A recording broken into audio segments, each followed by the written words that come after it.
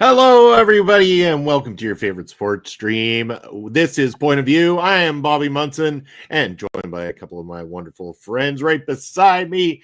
He is the man, the myth, the legend. He is Andre C. Andre, how are you doing this morning? I am 2/3 up good. I'm doing good, gentlemen. Nice to see you. Tired. I didn't get home till close to midnight this morning because I was just out celebrating a friend's birthday. But I'm awake. I'm ready to talk about sports and the utter awesomeness of Saturday NFL. Actually, half awesomeness, half sucky. Well, some sports are worth talking about this weekend. Before we go to the man below me, STG is up in the house. I need to start by saying the Detroit Lions are stupid for that trick play. Yep.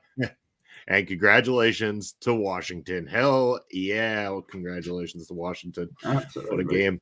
What a game. Absolutely. But below me, the man who needs no introductions, the heel of OLE himself. It is Mark Talks.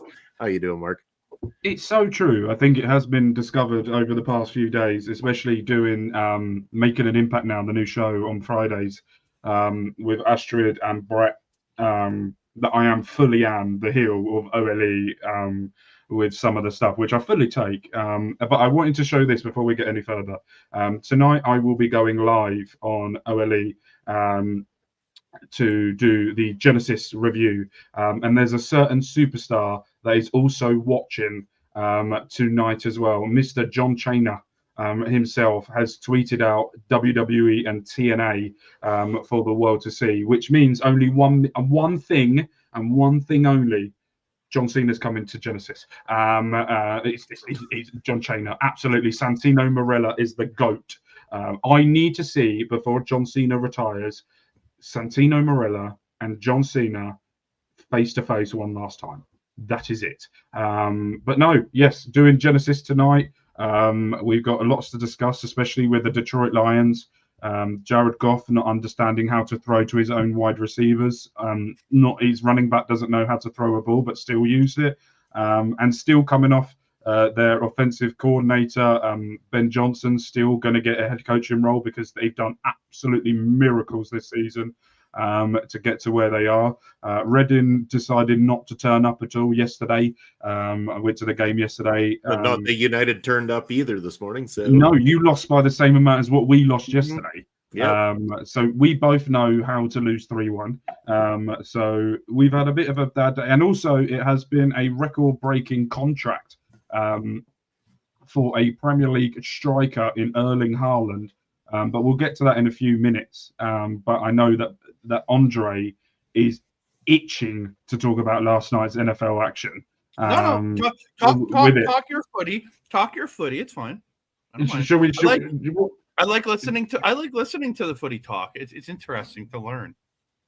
I don't agree with that. I think Jared Goff had he didn't have his best game, no, but at the same time, the offensive coordinator had to try and help him, and he still didn't realize how to throw the bloody ball again. He thought that he could do what he did against the Cardinals and throw 5 interceptions and still win the game.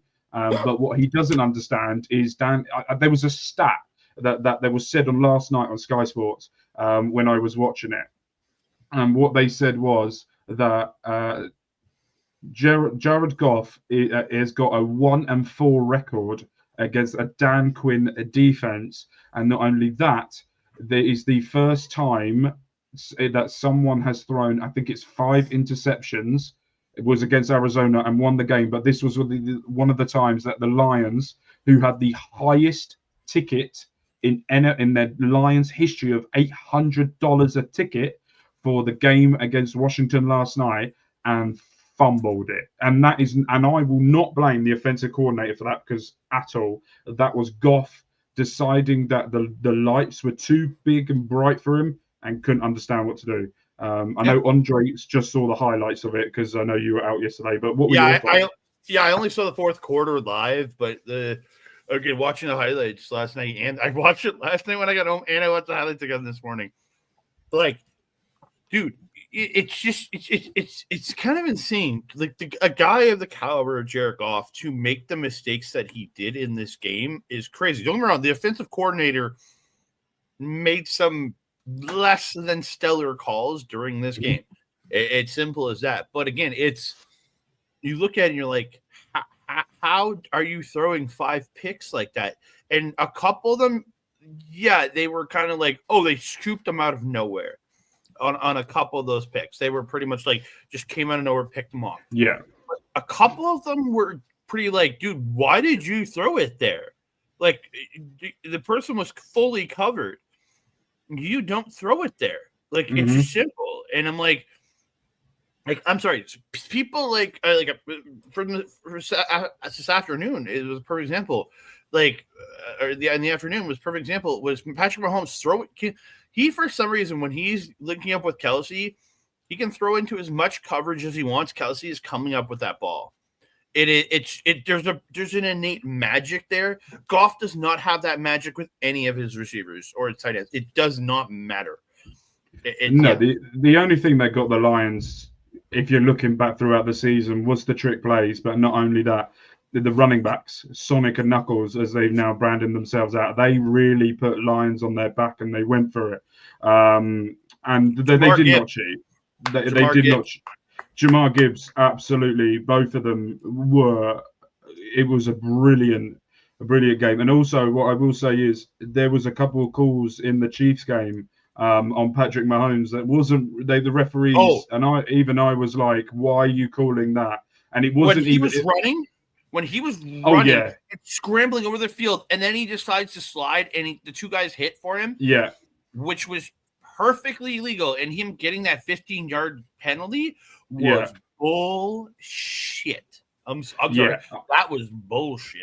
So the one thing that I said when I watched it live, I went, "Oh, that's roughing the passer." When I watched it live, and with the way the cameras were at the time, I was like, "Oh, that's definitely," because of the way the heads went in and they went together like that, and the way he slid, I was like, "Oh, that's 100% roughing the passer." But then when I watched the highlights or when they showed the replay, I was like, "No, that's not it." But what I will say is Patrick Mahomes is very clever, and he knows that plays like that are going to be called in his favor. There was a time as well where he was running to the sideline to go out of bounds to stop it, but then what he did was he stopped, and then as he was slowing down, the players then pushed, and then he flopped. Like they do in football, when you get a foul against you in our football, is when you get that, you sort of flop over, exaggerate it a little bit, and then you will get a free kick or a penalty on it, which they didn't get. But what I will say is, if the NFL had a script, then they wouldn't let the Kansas City Chiefs go for a 3-peat. What I will say is the Texans fucked up.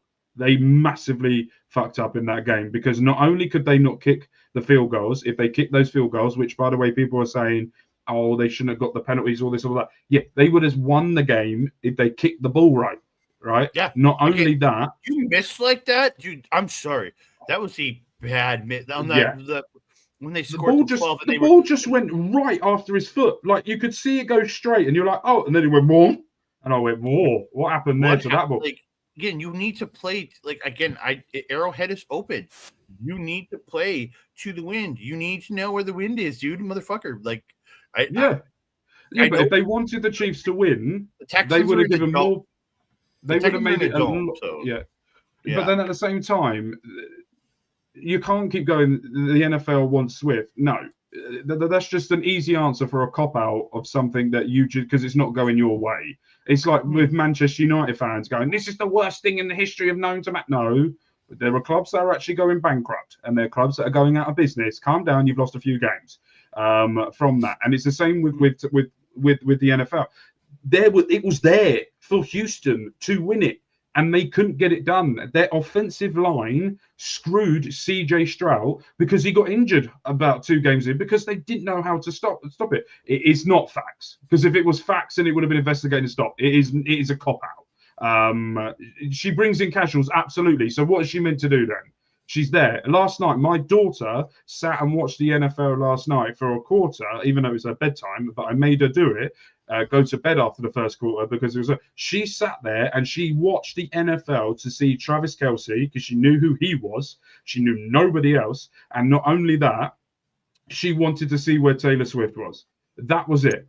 Right. And then she asked questions about the NFL. And I was like, wow, this is This is amazing. And it's all those people that are going, it's a cop-out. They wanted Swift. They wanted Swift because she said no. Because your team didn't win, it doesn't mean it's scripted. Because your team shit, the Houstons were shit. They couldn't kick the ball. They couldn't throw the ball. And when they threw the ball, they made too many mistakes. And also, the dumbasses didn't realize that this is playoff time. And where the hell does Travis Kelce come? Playoff time. Playoffs. So what are you expecting? Travis Kelce in a playoff, he's going to absolutely annihilate. He can literally go and rest all season, and he'll turn up on the playoff and he'll absolutely annihilate everyone. And that's exactly what happened last night. Which is what he did for the first half of the season this year. You barely saw anything. It wasn't until the last few weeks did Kelsey's name start ringing out on TV. So. Oh, but that doesn't matter, though, because they wanted the Chiefs to win, and Taylor Swift, even though Taylor Swift wasn't even there most of the season because she's on her Eras tour, but she's finished her Eras tour and turning up now. But now, all of a sudden, it's because Swift is there. No, it's because they know how to win game. It's like, right, and I'll give this analogy for Bobby because Bobby will understand this. The Chiefs are now... Of course, she was there yesterday because she's not on fucking tour, right? He's Mark said that SGD. He did say, yeah, even with her there, it doesn't matter.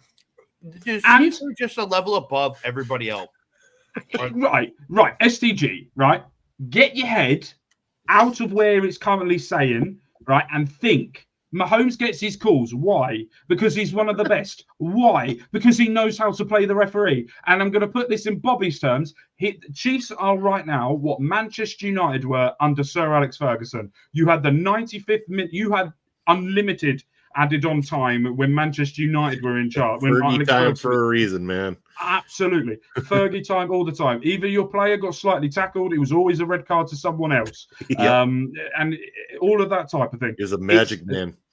Absolutely. It's all about how you play the game at that situation. You know you can make your points, but when you're wrong, you got to listen. It's as simple as that. Absolutely. That's what having the debates. But when you're wrong... You're my boy, but Mark is right in this situation. Yeah, dude, they're not... There's been some bad calls with the Chiefs this year. I'm not going to disagree with that. That call of him sliding in this game was a bad call. I will not disagree with that. But it's not like they were out there calling everything against the Texans all game. I maybe saw one bad call. For me, there was only that one bad call against the Texans in that game. The rest of it was general penalties to me. Yeah. It was normal offside. The Texans not thinking carefully, and one of the main things they didn't do was understand that Kelsey's going to turn up. Calls against them were legitimate holding offsides. Yeah, again, most of the calls against Houston were fine. Absolutely. So, and the calls that went against Kansas were fine. So it's one of those things where if you look at the stats, the Chiefs, I think it was even on penalties with the amount they had. But what the Texans don't have, one, is an offensive line, just like Miami. And two, they didn't have Stephon Diggs as well. And then also at the same time, and they didn't have their CJ Stroud's best friend, wide receiver, I can't remember his name, the one who got injured against the Chiefs last time. When he had a dislocated knee, torn ACL, MCL, all of those lot. Dell, thank you very much. With that, they didn't have that. But what the main thing the Texans didn't do last night was Travis Kelce. It's playoffs. It's a tight game. Who does Mahomes go to? His most trusted best friend. Kelce. There's a magnet. I swear to God, Mahomes puts I'm not accusing anything. It's almost like Mahomes puts magnets in a ball or puts metal in the ball, and Travis Kelce just has magnets in his hands. Yeah. That's what it feels like. I'm not saying it's true, but it's what it seems like. He never it's very rare he doesn't put it in that man's hand. It's crazy. Yeah, it's ridiculous. And the Chiefs deserve to win last night, and they go on now to either face the teams that are playing tonight of the Bills or the Ravens that will be happening tonight. Bills. Ravens, for the love of God, let it be. Bills. They were so focused on sacking and stopping the run that they left Kelce open. Kelsey's are good at picking the others. Absolutely. Kelce doesn't have, if you watch NFL, if you learn about it, The players will have a certain area that they need to run into with a certain play. Kelsey doesn't have that. They go, find space. You find space, Mahomes will find you. That's it. And he had two of the they don't have certain plays for him. They just go, do what you want with that as well. But before we get into more NFL chat, Bobby. Yes. Manchester United. Fuck off. No. We're going to discuss three things here. One, you lost today 3-1. Yes. 2, Marcus Rashford is now going to potentially be going to Borussia Dortmund or AC Milan as the former teammate of Manchester United, senior advisor to the ownership group is Zlatan Ibrahimovic, who has also come out and said that he's got Kyle Walker. Kyle Walker will now be joining AC Milan after leaving Manchester City. He's not in the matchday squad at all. Kyle Walker today for Manchester City against Ipswich. And Borussia Dortmund also want him as well. Not only that, it has been announced today that Anthony has played his last game for Manchester United this season. Where I will celebrate that. Yeah, and he will be going out on loan to Real Betis for the rest of the season. But Bobby, my main questions for you before we get into it, and we get into the Haaland conversation, because that needs a discussion on its own. What are your thoughts on all the news that's coming out this week, and where do you think about what's happening with Man United right now? Well, see, I'll start by saying, okay, we did lose today, but there has been a shift in the style of play. We're still very weak defensively, defending corners, defending against set pieces. Defense in general, it really needs to tighten up. Sometimes it's absolutely remarkable. Sometimes Onana completely switches on and is one of the best looking stoppers on the planet. Then all of a sudden you get weird opportunities where Bayender, who looked like the most floppy-legged idiot on the pitch not 2 weeks ago, turns into some sort of like full-on best keeper on the planet against Arsenal, weirdly enough, making himself look like the biggest hero ever. It has been so up and down, but the mentality shift has definitely happened. It seems to be going in a way that most of the players are starting to understand Amarim's position and what he wants to do. I think that Amarim has the passion to turn this all around. He just come in at a very rough time and in a short period of time trying to get these players that are not conditioned to a 3-4-3 system to suddenly understand how to operate in a 3-4-3 system. Once it clicks, it'll be great. There's been major highlights. Harry Maguire, all of a sudden, a club hero, a leader out there on the pitch. He does great in a 3-4-3 system when he's backed up by some of the other defenders out there. In fact, having him and Delete on at the same time as, say, a Martinez or a Euro is actually starting to look like a good combination, especially once Euro kind of gets a little bit more accustomed to playing within the group, too. He's still got some faults as a youngster, but he'll get those kinks worked out and he will become a very strong defender out there.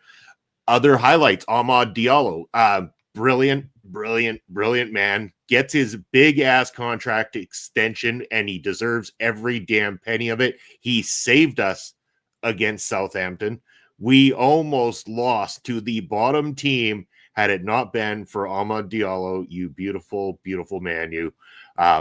He's been a huge highlight.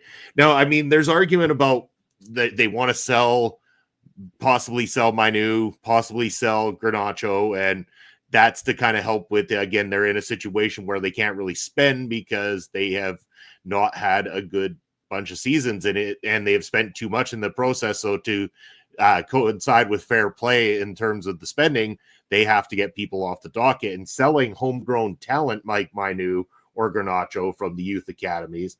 Or Garnacho he's still homegrown, isn't he? They had him for quite a long time. He's classed as it because he's been at the youth academy level for a certain amount of years. That's right, yeah. So anybody that they sell like that is considered pure profit. So they don't have to show put in, we spent $60 million to bring this guy here. No, they don't have that. So pure profit is in the favor of Manchester United. as a fan, I don't necessarily want to see either of them go because I think they've done great things, and I like to see young developing players strongly fit into a unit. However, Garnacho has struggled a lot more with the 3-4-3 system than what he did before in the previous system. I think he's more of an all-out winger without the idea of playing a wing-back situation. So his move might be a little bit more understandable. I think I'd be more heartbroken if we lost Manu at this point, because I think Manu is going to continue to develop strongly. And once he really clicks, he's going to be a great holding midfielder for us. So that one might hurt a little bit more. On the Rashford front, like I've said, I wanted him to go somewhere else because I think that he needs to get playing under a different system with a different coach and get out of it, the whole Manchester United system in general, so that he can, renew what made him great in the first place so that he can come back to the England squad and do the same for England. Going to AC Milan would be fantastic. I really like AC Milan. I think that Zlatan is fantastic. So head on over there. I think that could do wonders. Or Borussia Dortmund. I have a lot of respect for them as well, too, as a club. Look what they did for Jadon Sancho when he went on loan over there. Suddenly reignited him once again. So again, I see that as a potential great thing. As for Antony, good riddance to absolute rubbish. I mean, this player was the biggest joke in terms of how much we spent, all this kind of stuff. He has no flair, no skill, needs to pull his head out of his ass. And even then, he's still going to be only a subpar player to begin with. So good riddance, Real Betis. Hope you enjoy him. Yeah, and it was one of those things when I said about Ruben Almiron, no. That they have looked at Jerome Britton Smith Griffins from Borussia Dortmund to either potentially go to Chelsea or Manchester United. But the issue with getting him, by the way, that guy who's at Borussia Dortmund now, Jerome Britton's Griffins, is a Reading-born and bred academy player, which we sold to Manchester City. He then left there and went to Dortmund, become absolute brilliant for them, just like what Jadon Sancho's done. But he won't be going anywhere moving on from that. Manchester United are looking at Garnacho because Garnacho is one of the reasons that he cannot handle Almiron's high press, high pressure, moving the ball from back to front, nor can Antony, nor can Rashford. And I think Rashford needs to get out of the country, not just because of Manchester United, but because of the media, the way they're treating him over here has been nothing but diabolical. And I love Rashford. I think he's a quality footballer, but he needs to go to a place.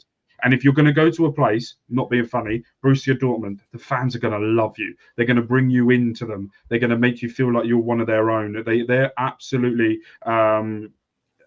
brilliant, Borussia Dortmund. And not only that, you've got AC Milan, pressure cooker of a horrible club to play for. But not only that, you're going to have some of the best players in the world to look up to you. You've got Zlatan Ibrahimovic that is going to be around the training ground, and not only that, he's going to be around the area as well. You've got one of your friends, Tammy Abraham, who's currently on loan from Roma to AC Milan as well. You've got Tomori, who could potentially still be there, but there's rumours now that Tomori might be going to Juventus, along with other things as well. So I think the best thing and also Barcelona are interested in Marcus Rashford as well. To go to a place like Barcelona, where you could potentially be playing on the wing out there as well, is one of those players where you're going to get pressure.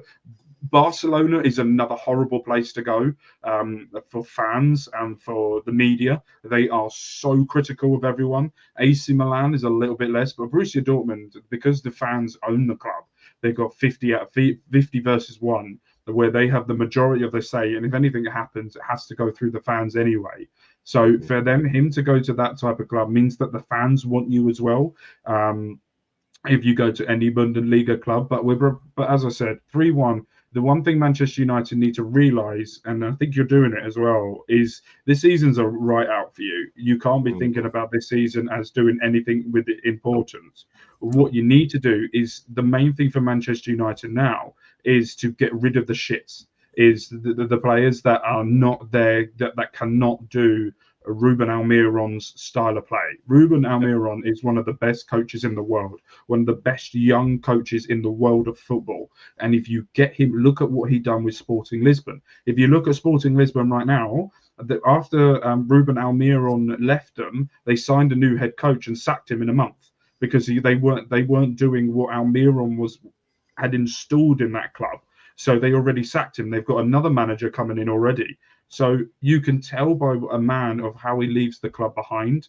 And I think that's what it is. But we're about to have Manchester City versus Ipswich over here in the UK. But Erling Haaland has just signed. Before I talk to, I want to ask Andre a question about ice hockey. We'll get into hockey talk in a sec. But if we're going to talk, Erling Haaland has recently just signed the biggest and longest contract in football history with a contract of 9.5 years, which will make it that he would have been at the club for over 12, 13 years. Not only that, he has just signed so I've got two salaries here, okay? We've got the basic salary and then we've got the bonus salary. So the basic salary he will be getting is £500,000 a week. Not only that, he will be getting, which equals to £2 million a month, which equals to £24 million a year. And over the 9.5-year contract that he has signed, he will earn £228 million without any sponsorships or anything. That's just the basic salary Erling Haaland has signed. Now, this is the bonus salary that he will get. Mark, can I pause you for one quick second? Go for anybody like SDG and Andre here, well, for us in Canada, now £2 million per month is equivalent to $3,520,624 Canadian dollars per month. Yeah. Also, what I will say here is as well with this one, hold on, this one here, who is the most dependable European pundit that gets transfers? So David Ornstein, who works for The Athletic, and also Fabrizio Romano. Absolutely nails it. If you're going to go with two people, go with those two. Those are the ones. So David Ornstein tweets rarely, but when he tweets, it's exactly what's happening. The same thing with that. £2 million is gross, 500k a week is. It's a lot of money.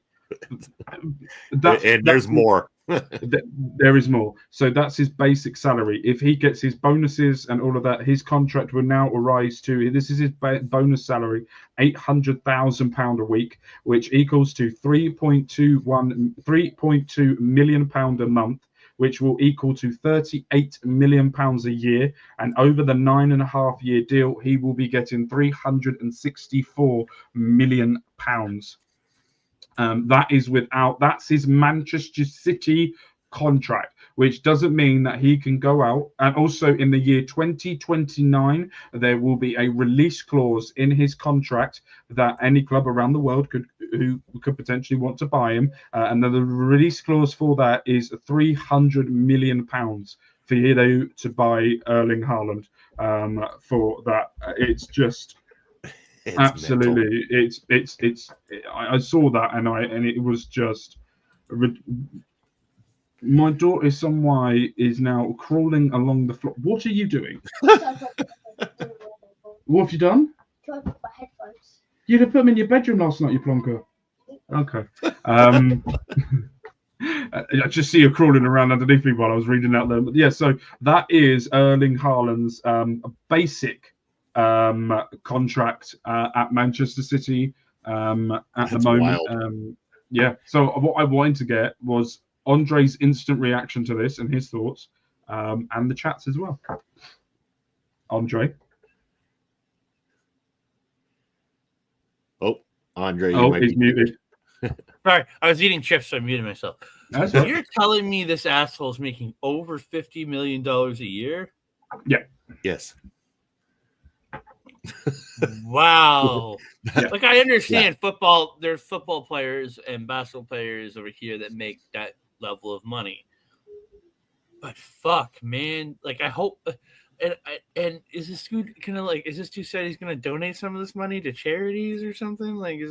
So most of that money will be going to the British government due to the taxes and the income tax and all of that. I think it's around about his salary. Not that I feel bad for him or anything like that, but his salary will be around about, I think it is 30% of his salary a month will be going to the British government. So he's still gonna get $35 million a year. Absolutely. Yeah, so don't feel bad for the guy at all. I'm sorry, if you're making that kind of gross level of money, you should be like a kind of person that goes, I'm going to donate half my paycheck per year to charity. Like, I'm not being funny. If I was him, I wouldn't, because I'm a horrible person. No, but what he is also doing as well. Yeah, exactly. I just saw Shakira. Yeah, but didn't she sue him? And then it literally come back to say that she didn't do it, and then the Spanish government were just trying to take her money anyway. For what happened with her and Piqué. Anyway, but no, he is also very well known for doing a lot of stuff in his hometown in Norway, rebuilding that and helping them back in Norway. He also has a personal sponsorship with Prime Energy. Not only that, he's on Clash of Clans as well, where he is a player that you can play as in Clash of Clans. Plus there will be other numerous amount of sponsorships on top of that where he will be getting paid millions for.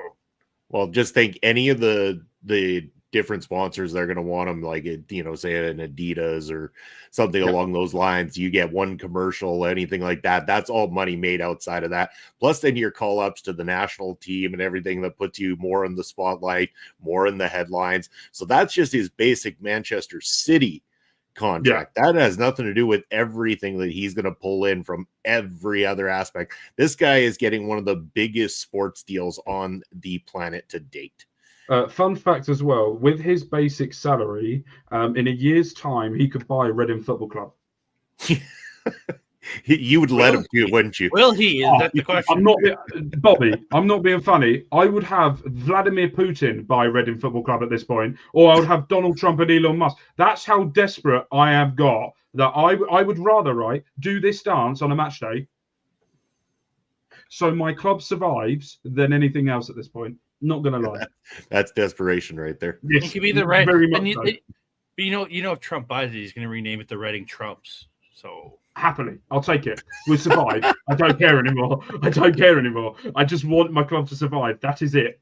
That is literally no troll is your club. Yeah, 100%. We are living month to month at this precise moment. The summer could be interesting. He needs to sell this now. Because maybe Ryan can convince Hugh Jackman to buy you guys. I don't know. Maybe we don't need any of those pricks. We don't. We've decided that we want. We don't want Disney. We want Netflix. So we're hoping that WWE. Oh, Logan Paul. Okay.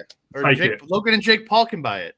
Absolutely. Do what you want with it. I will. That's how desperate I am. I'll take that. I wouldn't mind with that. We could be called the Prime Stadium. Still be fine with it. I don't think Dwayne Johnson doesn't have a football team out there yet. So Oh God! If the Rock become the owner of Reading, the final Reading will be the final boss of football all of a sudden. Jesus, you imagine that? That would be. But no, it is. We. Can you smell Reading is cooking? Oh my God! I've just creamed. Very much so. But no, we are living month to month, week to week. We keep getting told that there's prospective owners. We keep get told that they haven't got the money, so they don't do it. We then keep getting told that there's a potential of a mass sale of players to try and help us survive. It's depressing. It's very, very depressing. And then you see Erling Haaland get 500k a week, and Reading could easily need like some of that, half of that, and we would be able to survive. But yeah, that's the point where. But Andre, question. The Canadians won the other day against the Stars, which is good. And then we lost against the Leafs last night. Yeah, literally what I was going to say. What is going on? Gentlemen. I'm seeing her later on. Hold on. Just don't be a heel for one damn second of your life. Yeah, but I love it because I'm seeing her later anyway. It doesn't matter. You can be polite twice. Andre, you don't know this, but we're doing. We did the NFL predictions on this show, and I won. We're now doing making an impact predictions. So whoever gets the most amount of wins or most amount of points won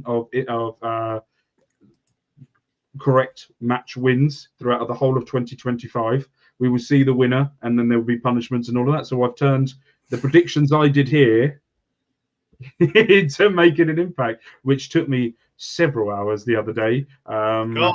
Go Queen Astrid. No, she always says I've got work in the morning. All you have to do all you have to do is will Andre to take the punishment for you if you lose. No, I'm not. No, No, it's not gonna also, happen. has Ed sent his punishment in? I haven't seen it yet. Come on, Ed. You jag. Otherwise, you can't play with us next year. So yeah, no, I was a TNA guy back when before Hogan turned up. When it was AJ Styles, Samoa Joe. We all were TNA guys. Yeah, and then whoa! What do I owe you? And then the punishment is. I stopped following it. No. And then when I heard about the partnership with TNA and NXT, I then brought my TNA Plus subscription and now watch it every single week. So that's me. Andre, Canadians, can I please have a team that wins? For the love of God, what is going on?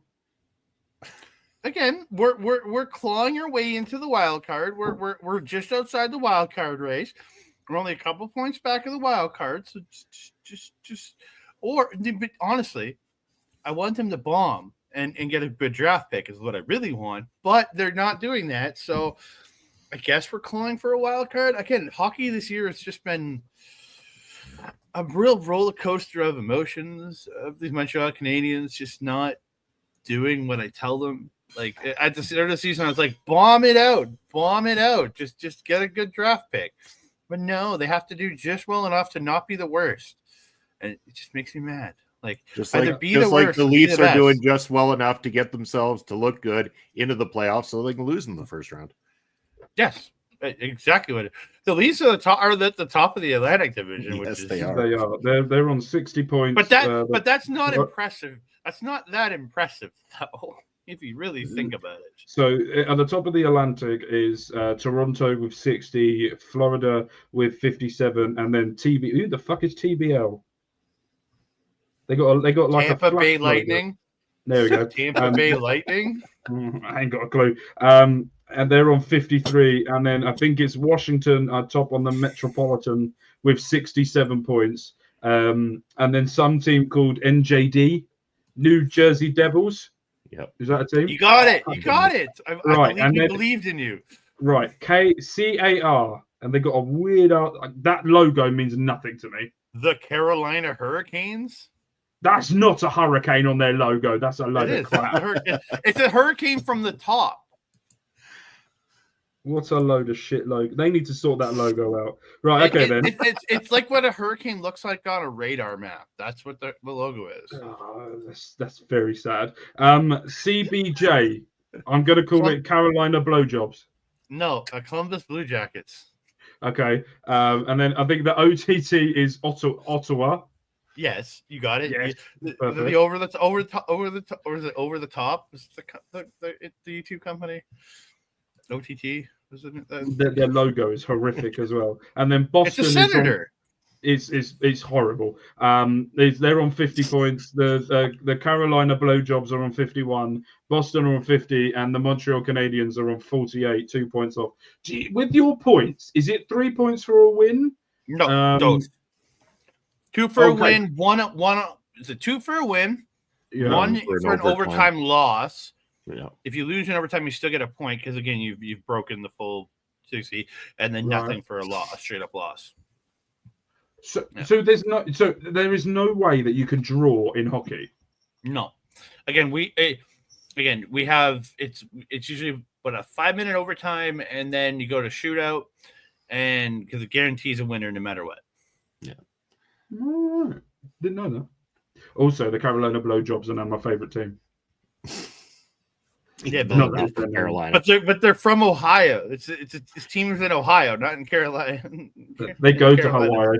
That's what they call it in Hawaii. Fuck off. That's the conversion. My mouth just went. Anyway, I was going to make a joke there. Right, we've got 2 games tonight. 2 games in the NFL tonight. Predictions. I want to get SDG's thoughts on this. We'll go with the first one. Bills, E. Ravens. Bills. I'm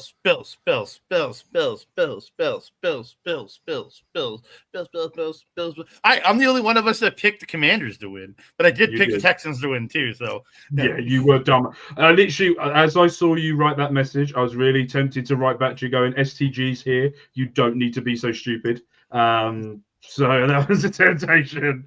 STG's with me. Oh, yeah, for the boy. love. Yeah, boy. Yeah, boy. Why have you turned into Flavor Flav for? Yeah, boy. Yeah, boy. Yeah, boy. Yeah, boy. Yeah, boy. Where's my clock? Where's my clock? Excuse me. Have you not seen it for so long? Enough.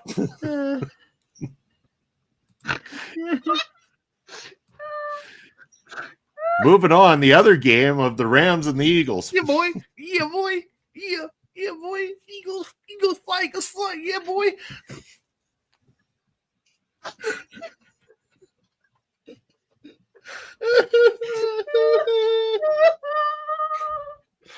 Oh, fucking hell.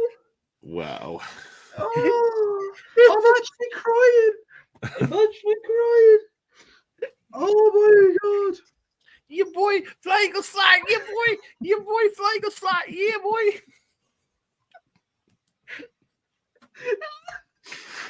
How is Bobby keeping a straight face?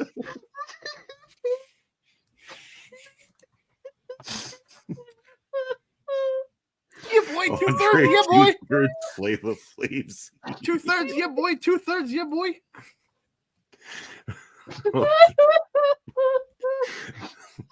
So I don't even know if we can continue the show at this point. I'm good. I've recovered. The heel's been tamed. Mark is my ultimate baby face. Andre's Mark's Achilles tendon. It really is. Oh, my God. I haven't stopped crying. I'm literally crying. I can't handle this. Oh. Yeah, Deep boy. breath. Yeah, boy. Don't start again. I broke him again. He's... I broke him again. Oh, God. It was funny, and then he said, "I can't see my clock," and my brain just turned to something else. And then he carried on with it, and then, my camera's died on me. Oh. Wow, yeah, it sure has. What Well, imagine that, how NHL talk somehow went into that. There we go. The beauty has returned. Oh, fucking hell. I love you. I love all of you. That was... Andre has this so far, right, since Andre's been doing this weekly with us, right? Every week, Andre has done something, said something, or made a noise of something that has either made me piss myself or fully broke me. The bear is still one of the greatest things that has come out of this show, of when he was being of that. Roar. You can't help it now. See, you truly are. You were heels, Achilles heel. Not rower, it's roar. That's the bit. It's not roar, it's a roar. Yeah, it sure is. You don't roar like a lion, you roar like a bear. The fact that the last 5 minutes of this show is just mostly Ben cackling and chuckling and crying, and we've still kept the same viewership is kind of impressive. You're all cynical just like us. Oh, God. We're evil. We're evil people is what it is. He's fully broken me. Oh, we gotta get through this. We still got a little Eagle. Like I dude, so badly now I want the Eagles to win because this means it's a divisional championship final. Conference final, championship final. It's a divisional. No, I'm not watching TNA. TNA. I'll be watching football this evening, not TNA. Sorry. I'm watching both. I'm not. I don't. I'm sorry. I refuse to give TNA my money For an Excuse me, inferior John Cena product. watching. Thank you very much, because you can't see him. No, it's Juan Cena showing up tonight. Juan Cena is going to show up tonight. 6 months. Monitors. You have 6 monitors. No, I have 2. Oh, okay. I got one there and one there. I want another one there, but I've only got 2. Oh, John Cena is showing up tonight. Yeah. John Cena. Yes. Jana. Yeah, I'm going Eagles because I so badly want to see a Commanders Eagles conference final because that would just make my heart. Is that one division is the entirety of the finals would just make my heart. And I gotta see the Bills. They need to overcome the Chiefs in the finals. No, the Bills suck. Come on, Ravens. Come on, Lamar Jackson. The MVP will win. Yeah, Lamar Jackson. No, Josh Allen. No way. Josh Allen is not MVP. He's MVP of being a total arsewat and can't get to a Super Bowl. He's this year's MVP, and you know it. He's not. Lamar Jackson is. Nah, Jackson's never winning that again. No, he will. I'll tell you this now. If he beats Josh Allen tonight, he will be MVP. Okay, I'll agree with that. Yeah. Yeah. But if Jaden Daniels isn't Rookie of the Year, there's something wrong. This man has taken that franchise from complete obscurity to a championship final, a conference final. The Rams, I don't think have any hope tonight.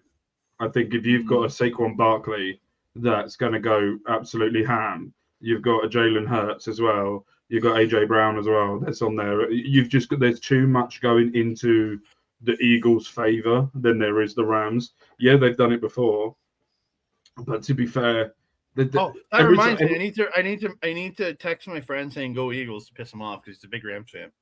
Okay, it doesn't matter. They stop it. They still won. That they will still win, and then that's the thing.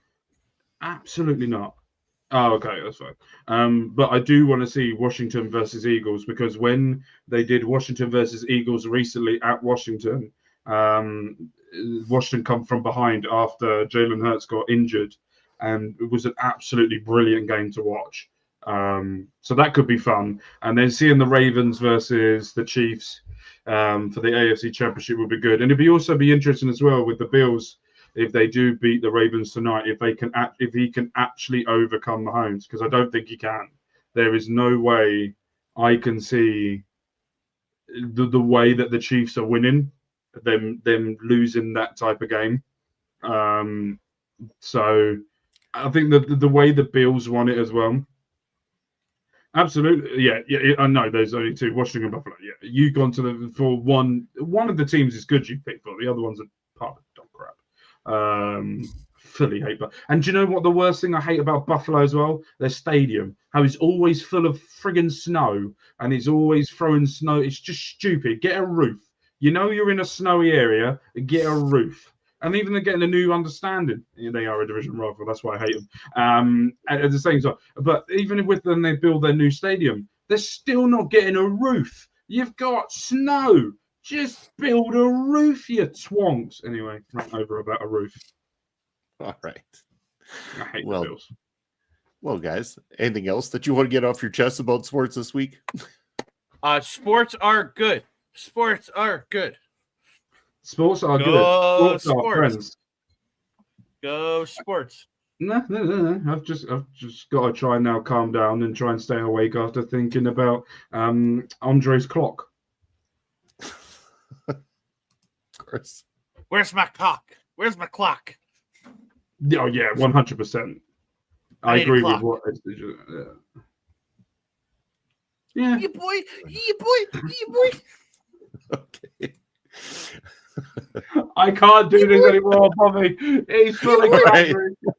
All right, Flava Flav. Tell them where they can find you and what you got coming up. Yeah, boy, you can find me. No, you can find me over on... No. You have to do that voice the whole way through now. No, I legitimately cannot. I legitimately cannot do that. That will destroy my throat. But yeah, you can find me on X and Blue Sky at that Canada guy. The rest of the stuff at that Canada dude. Come over to Andre Mill Wrestling Talk where you can hear my hot takes about Teddy Hart as I chat RCW's on RCW and Chop Talk and Teddy Hart is fuck Teddy Hart. Yeah, come check that out over on Andre Mill Wrestling Talk. I'll be back Wednesday with Ed for the return of Marvel Talk. As we do our 2025 preview for everything coming out this year. No Japanese wrestling update, as far as I know. We don't, or it's because I don't know when we're going to be able to record it because I've got a show Wednesday. Mel's got a show Thursday, and we're going to be out on Friday, so we might not have Japanese wrestling. I don't know. I messaged her. I don't know if we're getting Japanese update this week or not, but we'll find out. And yeah, I'll be back again next weekend with these boys to go, yeah, boy. All right. Broken Mark Talks. Where can the people find you? Oh, who gives a shit at this point? You can see me on Mark Talks Football. We're doing FM24 with South Shields, trying to regain them back in the Premier League to try and do it as quickly as possible. We're currently in the League One season, coming to the end. I have just finished the season after that you're watching now, and me and Bobby have just recorded something for that. So make sure you go and check that out on Mark Talks Wrestling. We are in the finale of War Games, building up to Wrestle World, where we will be getting. There is a booking that has been set for the PLE after that, which will be the Royal Rumble. Much more of that is going to come, and it's all about the Ula Fala. It has been discussed. So I have spoken to General Manager of New Japan Pro Wrestling, which is Lauren Goodnight, and we're coming up with something for the Ula Fala, as she thinks Roman Reigns lost it unfairly when really Solo Sikoa annihilated him, took it away from him. But still, Jacob Fatu wants to prove a point, so we will find what we will do at the Royal Rumble for that. But we've got Wrestle World coming up very soon, where there is a debut happening on WWE UK tomorrow. So make sure you go. Yeah, boy. Make sure you go check that out. But I will be back later on today with the Genesis full review show with that, with potential Astrid and Brett as well. It won't be too long because it'll be very early in the morning for me and I want sleep. So we will be doing that as well. And we also got our predictions that we have done beforehand, and we will see. Thank you ever so much, SDG. Looking forward to seeing you there. We've done our predictions beforehand. Let's see who scores the most amount of points for 2025, where there will be a prize or other things going on in there as well. But Bobala, what have you got coming up, Sunshine? Yeah, boy. You know, yeah, boy. I get to watch Mark continue to get broken by Andre. Obviously Thursday nights with Papa Spokes Ring Respect Radio. Going to be bringing you a new episode this week. Sundays with you gentlemen. Point of View returns 11 a.m. Eastern time, and every Saturday you can catch myself and Papa Spokes, the commentary team for Prairie Pro Wrestling, where we are about to announce, not on the Prairie Pro channel, but just in general, our opportunity to do the first show of 2025, which is coming up Saturday, February the 22nd. So stay tuned. Tickets are going to be on sale for that. Outside of that, you can find a lot of stuff over at OLE Podcast. That ticker down below is all of our socials, including YouTube and Twitch, where you're going to be able to find content all the time from many great contributors from around the globe. Make sure to like, follow, subscribe, all those wonderful things. And I can relate. I have it too, is what he says. But yes, we want to thank everybody for tuning in all the time. Really appreciate you, SDG, Astrid, everyone who's been here with us live, and anybody watching along on YouTube afterwards. Thank you for leaving a comment. We look forward to hearing from you. Until next Sunday, take care, everybody.